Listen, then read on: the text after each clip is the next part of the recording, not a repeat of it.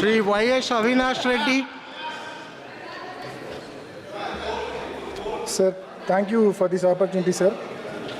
Sir, while our country is soon becoming the third largest economy, we, the representatives of this House of the People, should observe that 77% of the total national wealth is with 10% population, and only 23% of the wealth is with the remaining 90% of the population, sir. This inequality between the rich and the poor has to be addressed, and necessary steps has to be taken to ensure that poor people grow wealthier in our country. Only then becoming third largest economy soon will have some meaning and sanctity, sir. Sir, coming to income tax, sir. Sir, the share of individual income tax payer in GDP has increased from 2.5% in 2017-18 to 3.64% in 2024 and 25, sir. Sir, a comparison with BRICS economies shows that effective personal income tax rate in India is among the highest. Sir, Section 80D of the Income Tax Act allows tax deductions of up to 25,000 rupees every financial year on health insurance premiums, sir. This deduction limit has remained the same for the last 10 years, sir. But on the other side, the medical expenses of every individual is growing in a very big way from the last 10 years, sir. So, to address this issue, necessary steps has to be taken to enhance the deduction limit up to 1 lakh rupees per financial year on health insurance premiums, keeping in view of the increased medical expenditure, sir. Sir, the new tax regime curtails several important tax deductions, leaving people disincentivized from switching on from the old regime, sir. Deductions under Section 80C, 80D and 80E and various other deductions are not permitted under the new tax regime, leaving middle class people and the poor people into dissatisfaction and financial stress and strain, sir. Sir, coming to indirect taxes and GST, indirect tax collections are increasing every year by year, sir. Government has been seeing record GST collections with a significant increase in July 2024, totaling to an amount of 1,82,075 crores, sir, marking 10.3% rise compared to July 2023, which was 1,65,000 crores, sir. Given this high collections, now the government should come forward and consider reducing or exempting GST rates on certain basic goods and services which are commonly consumed by the poor and the middle class, sir. On behalf of the weavers, I request the government to exempt 5% GST on the raw material used by the weavers, sir. And on behalf of the fishermen, we request, fishermen are making a request from a long time, sir, for GST exemption on components used for making fishing nets, including nylon twines, ropes and floats, sir. Sir, and farming community, you very well know, sir, it is in severe distress. We have to address the issues of farming community, sir. Sir, a new act has to be introduced in this house, fixing MSP for all crops produced by the farmers in this country, sir. Sir, and more importantly, sir, to promote farm mechanization and to support farmers, GST should be exempted for all farm supplements, sir. Sir, and more importantly, sir, 18% GST is collected on health insurance premium and life insurance premium, sir. Sir, we strongly request the government to withdraw GST on life insurance and health insurance premiums, sir. Sir, coming to our state, Andhra Pradesh, sir, our former Chief Minister, Sri Mohan Reddy Garu, requested Honorable Prime Minister several times to grant special category status to Andhra Pradesh as promised in this House, sir, by the then Prime Minister, Sri Manmohan Singh ji. We strongly urge the government to grant special category status for Andhra Pradesh and fulfill the promise made in this House, sir. Sir, in AP Reorganization Act, establishment of steel plant at Kadapa was promised to us, sir. We strongly urge the government to establish steel plant at Kadapa, sir. Sir, in the same AP Reorganization Act, railway zone at Vizag was assured to us, sir. We urge the government to implement its promise, sir. Sir, more importantly, we request the government to withdraw its plan to privatize Vizag steel plant, sir. Sir, thank you. I once again thank you for this opportunity. Thank you, sir. Thank you, sir. Shri R. Sachidanandam. नागरिक उड्डयन मंत्री आपके पास already without chair permission how you can नहीं who has given you opportunity no I have not given you no how you can talk directly either you address to me you have not address to me mister you are senior most sir आप ये करेंगे Thank you, Honorable Chairman, sir.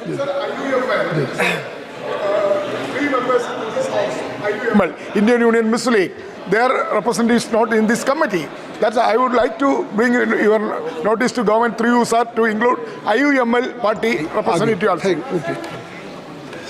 नागरिक उड्डयन मंत्री Thank you, Honorable Chairman, sir, for giving me the opportunity to speak on the Vayan Vidheyak 2024. And in fact, I would like to thank the chair, first of all, for what was supposed to be a 3-hour debate.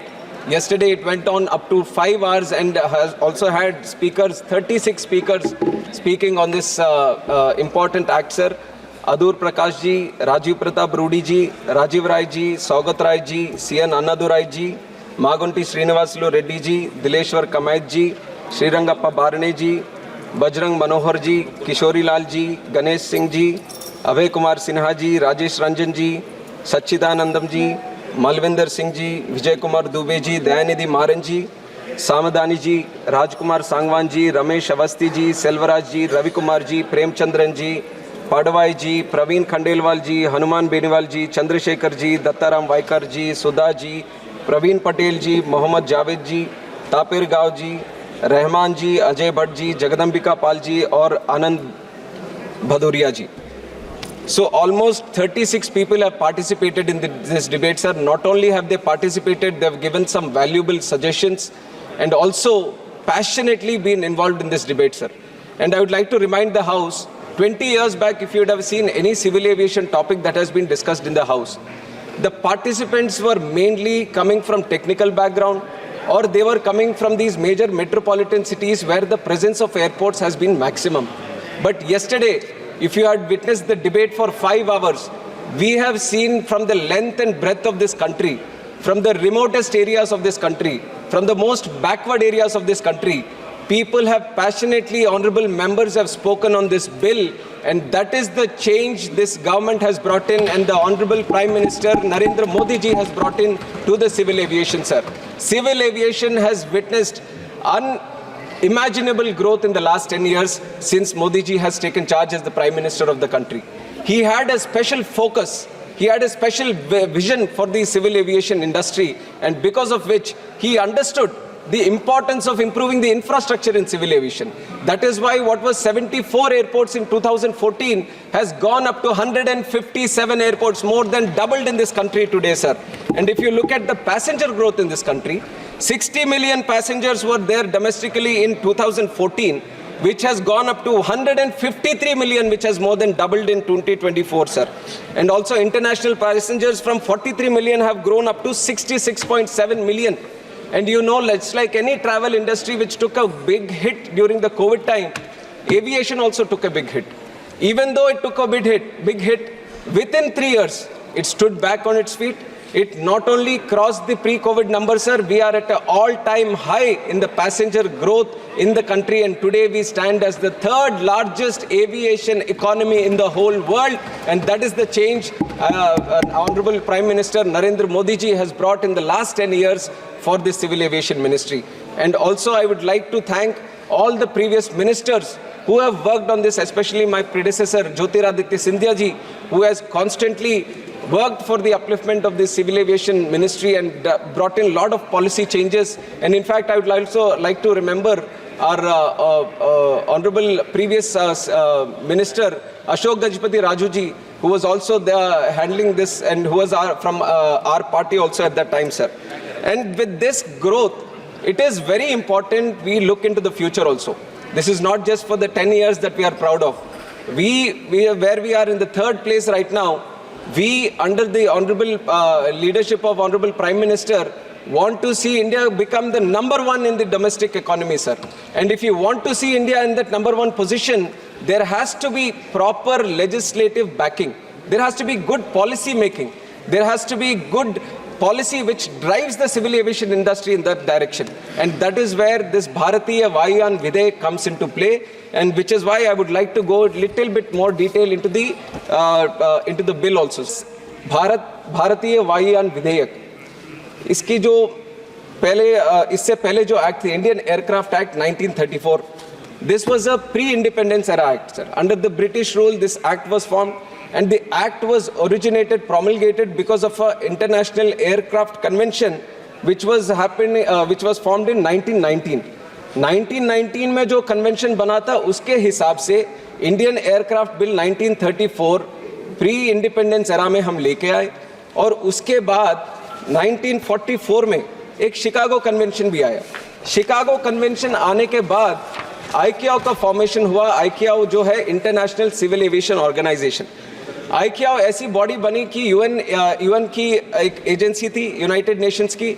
और ये Chicago convention के बाद जो आईकेओ बना, आईकेओ में 193 countries उसके हिस्से थे, और regularly all these 193 countries used to sit, discuss, deliberate and formulate these standard and recommended practices, which are again supposed to be implemented by all the member countries within the ICAO.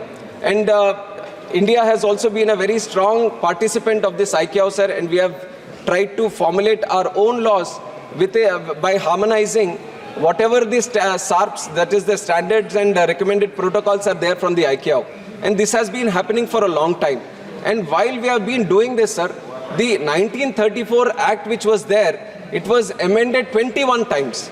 And it was amended in such a way that whenever some SARP, new SARP was coming in, we were just attaching it to the old bill. There was no proper structure. And in the end, right now, the way it has become is that there is no clarity. There is a lot of ambiguity in the existing Act that is there right now. And there is a lot of confusion, and in some places there is a lot of redundancy also. There have become so many subordinate legislations that have been brought in, so many rules that have been brought in, so many regulations that have been brought in. So there was no proper structure for the whole Act, which is why a proper structural difference was supposed to be brought in, and which was done with the formation of this new Vidheyak, which is Bharatiya Vayan Vidheyak, sir. And like I said, the first thing we have tried to address is structurize the whole bill. And we have structurized by giving DGCA a separate chapter. We have told what is DGCA and what are the powers of DGCA, which is the Director General of Civil Aviation. And also we have BCAS, which is Bureau of Civil Aviation Security. Similarly, we have another separate structure for it, a separate chapter, and also the functions and the powers have been properly listed out. And also AIB, which is Aircraft Accident Investigation Bureau, and powers of central government. जो पहले ऐसा होता था कि powers कहीं और लिखे हुए हैं और इसके जो functions है कहीं और लिखे हुए हैं, rules कहीं और लिखे हुए हैं.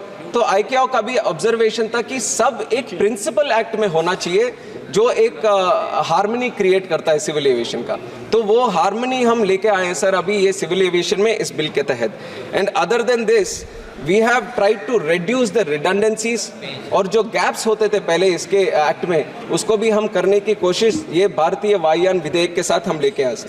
इसके बाद दूसरी चीज़ जो डेफिनेशंस हमने ऐड किया, we have brought in definitions for design, maintenance and manufacture into the bill. जो प्रीवियस बिल था इंडियन एयरक्राफ्ट एक्ट, तो उसमें we didn't have design at all, We didn't have the word maintenance at all. And there was just manufacture as a word, but it was not defined. But today, under the leadership of Prime Minister Modi ji, we see a strong sense of Atmanirbharta being formed in this country, sir. And civil aviation taking an inspiration from that Atmanirbharta, we are imagining, we are trying to achieve a position for India in the future where not only we are operating planes in this country, we are designing planes, we are manufacturing planes, and we want